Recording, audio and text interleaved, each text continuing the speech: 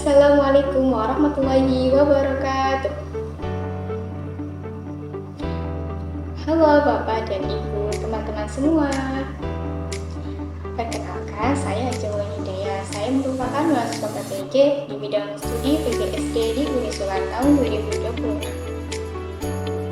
Oke, sebelum lanjut, saya mempunyai satu pertanyaan. Mengapa sih pendidikan di Indonesia tidak hanya cukup membuat murid pintar saja? Ada yang tahu jawabannya?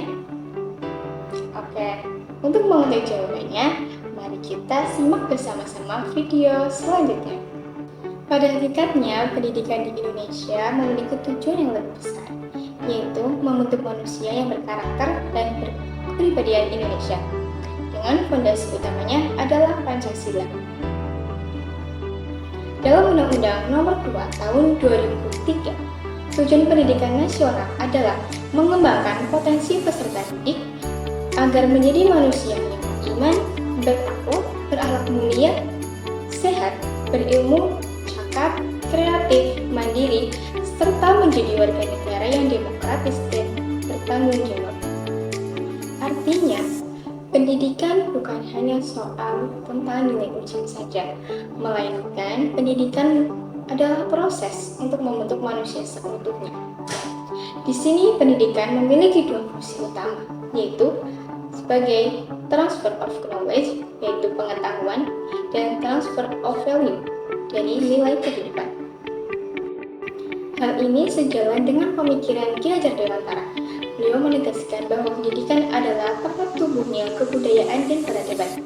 Pendidikan harus berakar pada budaya bangsa dan membawa kemajuan bagi masyarakatnya. Kemudian, Insinyur Soekarno menyampaikan bahwa Indonesia harus berdiri di atas dasar yang kuat, yang mana disebut dengan filosofis philosophy atau dasar filsafat yang dalam.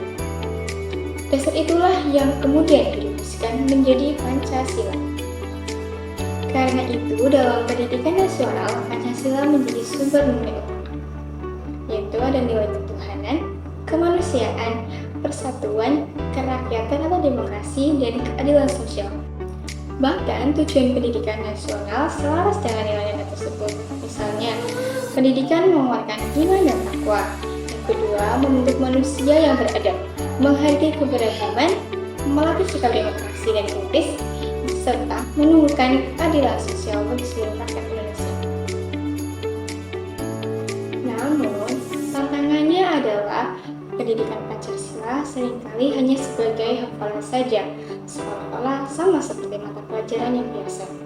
Padahal, nilai Pancasila seharusnya hidup, terasa dalam perilaku, dan menjadi kebiasaan sehari-hari. Karena itu, peran guru sangat besar. Guru bukan hanya mengajar materi saja, tetapi juga menerapkan nilai-nilai Pancasila dalam proses pembelajaran. Pancasila adalah landasan filosofi dalam pendidikan nasional, dan guru adalah ujung tombak agar nilai-nilai itu benar-benar tumbuh pada diri masing-masing guru. Itulah sedikit refleksi mengenai Pancasila sebagai landasan filosofi pendidikan nasional.